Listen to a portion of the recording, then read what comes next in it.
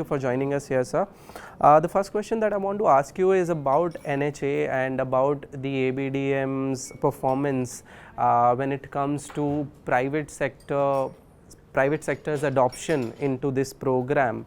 How do you think that has been happening in the recent past? Do you think it has picked up, and what do you think will take for the private sectors to adopt it in a full way?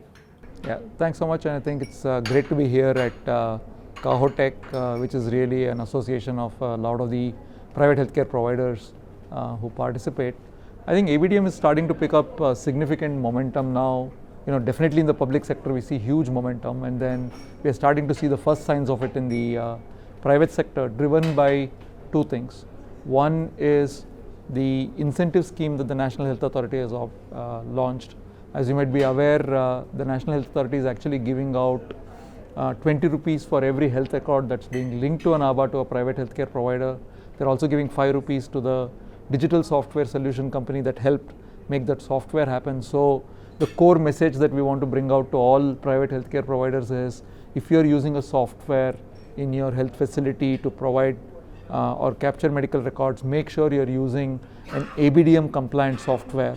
And just by adopting an ABDM compliant software, you can start to actually make a certain amount of additional money that can be used to cover the cost of digitization and improve digitization in your healthcare provider, right? So that's one big thing.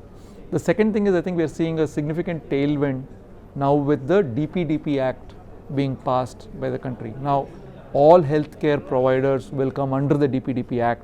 So if you're having health information which is personal health information, you will need to comply with the Act. The Act has significant penalties for non-compliance, up to almost 250 crores rupees in penalty.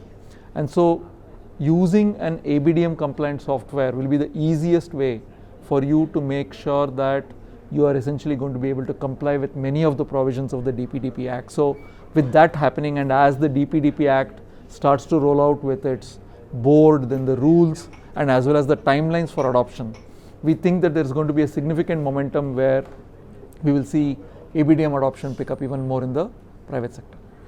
Do you think we have enough safety nets around data protection and data privacy at this point in time? Very much so. I think there are two things. One, for a healthcare provider, healthcare providers are not specialists in IT.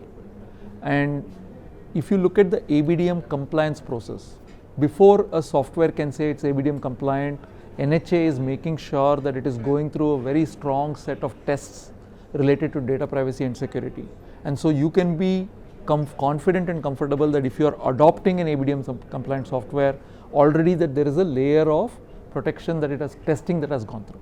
The second thing is on, whenever you are participating in ABDM and now sharing data, or even the patient is getting data and sharing it further, the DPDP Act is bringing on the whole framework of protection on legally what the data can be used for.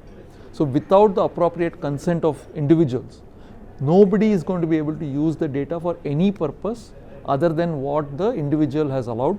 So the combination of the two, I think, is going to push India towards a new environment when it comes to both data privacy, data security, as well as data empowerment. Right. Thank you so much for joining us here, Mr. Kiran. It was lovely hosting you. Thank you.